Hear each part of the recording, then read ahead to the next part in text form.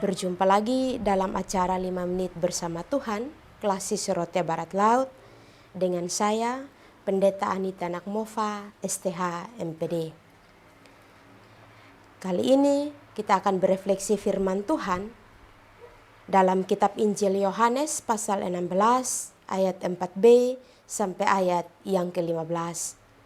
Dengan tema perenungan bagi kita sekalian, yaitu karya Allah Tritunggal melalui gereja. Jemaat Tuhan yang diberkati, kita tahu bersama tentang ajaran iman Kristen tentang Allah Tritunggal, yaitu Allah yang hadir dalam 3 pribadi, yaitu Bapa, Anak, dan Roh Kudus.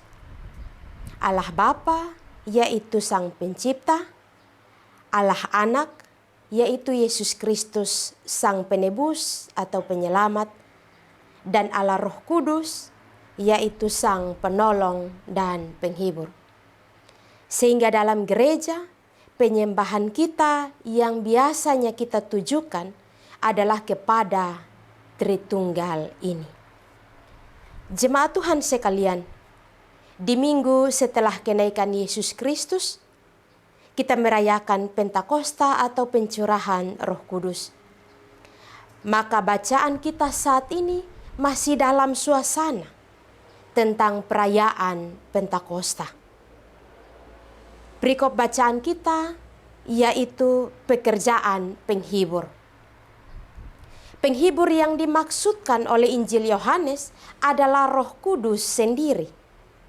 Roh Kudus hadir untuk menghibur para murid dalam suasana duka cita mereka karena harus berpisah dengan Yesus yang adalah guru mereka. Yesus menasihatkan mereka untuk bisa menerima Roh Kudus yang menggantikan diri Yesus bagi mereka. Karena sesungguhnya para murid akan berhadapan dengan orang-orang yang membenci mereka. Para murid juga harus selalu bersama untuk bagaimana memberitakan kebenaran firman Tuhan, berhadapan dengan orang-orang yang tidak mudah menerima berita firman atau berita Injil itu. Hal inilah yang akan menjadi tantangan bagi mereka ketika mereka melakukan pekerjaan pemberita firman. Jemaat Tuhan yang terkasih, namun para murid sesungguhnya mereka belum mengenal persis siapa itu Roh Kudus bagi mereka, atau siapa itu Roh Kudus yang menggantikan Yesus yang adalah guru mereka. Sehingga Yesus menjelaskan secara detail bagi mereka bahwa sesungguhnya Roh Kudus yang datang dan Roh Kudus yang hadir bersama-sama dengan mereka adalah Roh yang senantiasa menolong mereka dalam tugas pemberitaan Injil itu. Jemaat Tuhan yang diberkati, Yesus menjelaskan kepada mereka bahwa Roh Kudus yang datang akan menginsyafkan dosa, karena sesungguhnya kepercayaan orang-orang saat itu mereka belum menerima akan kehadiran Yesus sebagai juru selamat yang telah mati dan bangkit itu. Sehingga kehadiran Roh Kudus salah satunya untuk menginsafkan dunia dari dosa-dosa ini. Melihat akan kehadiran Roh Kudus, sesungguhnya Yesus juga mengatakan bahwa kehadiran Roh Kudus tidak dalam rupa atau wujud manusia, tetapi dalam wujud Roh yang akan menggerakkan dan mengarahkan para murid. Bapak, Mama, Saudara semua yang diberkati oleh Yesus, tentang Roh Kudus ini sebenarnya masih banyak yang ingin Yesus jelaskan kepada para murid. Karena memang saat itu suasana hati mereka belum menerima keadaan bahwa mereka harus berpisah dengan guru mereka. Namun Yesus hanya menambahkan satu hal tentang Roh Kudus yang datang, bahwa Dia yang datang adalah Roh kebenaran yang akan memimpin kamu kepada kebenaran. Roh tidak dapat berkata-kata dari dirinya sendiri. Itu kata Yesus kepada para murid. Artinya bahwa roh yang akan bersama-sama dengan para murid ini tidak akan berbicara secara langsung. Tetapi bagaimana roh itu menggerakkan dan mengarahkan mereka saja. Karena itu mari kita kembali ke tema yang diberikan bagi kita. Karya Allah Tritunggal melalui gereja. Sebagai orang beriman, tentunya kesetiaan kita kepada Tuhan lewat setiap jam-jam ibadah di gereja. Bukan karena kita pergi untuk bertemu secara langsung dengan Tuhan, atau kontak mata secara langsung, atau kontak fisik secara langsung.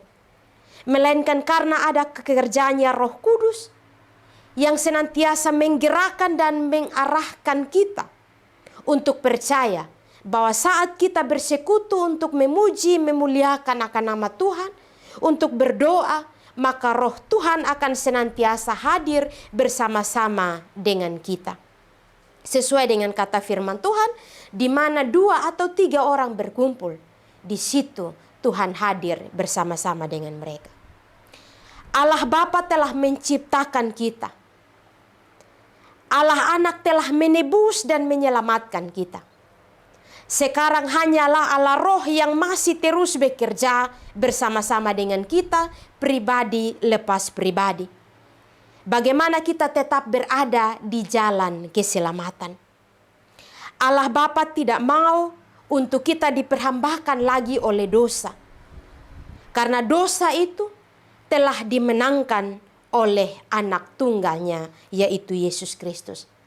Pengorbanan anak tunggalnya sesungguhnya jangan menjadi sia-sia agar kita kembali hidup di jalan dosa. Karena itu, ketika dia mengangkat kembali anaknya yang tunggal, maka Roh Kudus diutus untuk terus memimpin kita berada di jalan kebenaran.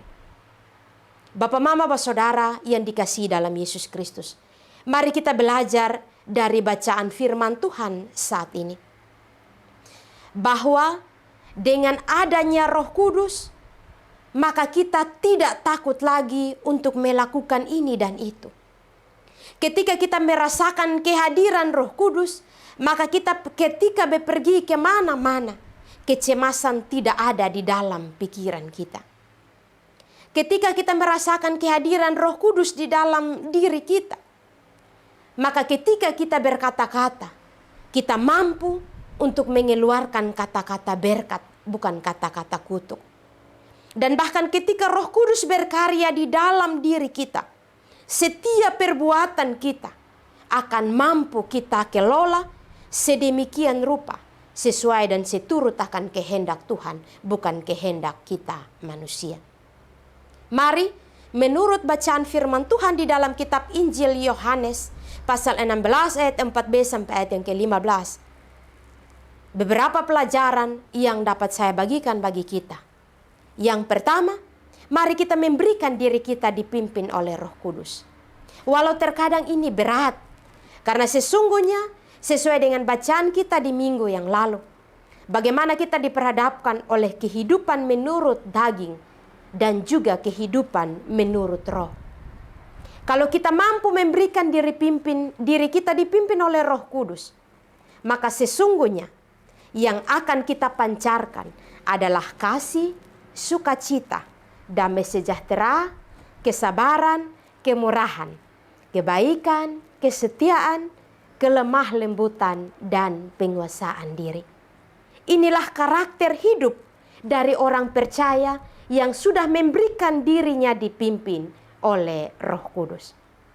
Hal yang kedua, terus memuliakan Tuhan dalam hidup. Jemaat Tuhan yang terkasih, untuk memuliakan Tuhan tidak saja dalam bentuk puji-pujian, tetapi bagaimana kita senantiasa menjadikan Tuhan sebagai andalan di dalam hidup kita. Kita senantiasa memuliakan Tuhan lewat perbuatan kita, lewat kesetiaan kita berdoa, lewat kesetiaan kita melakukan kehendak Tuhan, dan juga lewat kesetiaan kita dalam persekutuan ibadah yang ada. Jemaat Tuhan yang terkasih, hal yang ketiga, Jangan takut untuk memberitakan firman Tuhan. Terkadang kekhawatiran menghantui hati dan pikiran kita di saat kita hendak berbicara firman Tuhan. Karena sesungguhnya kita lupa bahwa Roh Kudus yang diutus Tuhan tidak saja kepada para murid, tetapi juga bagi kita orang percaya di generasi sekarang ini. Kita jangan takut untuk memberitakan firman Tuhan kemana saja kita diutus dan kita pergi. Karena sesungguhnya janji penyertaan Tuhan itu ada bagi kita.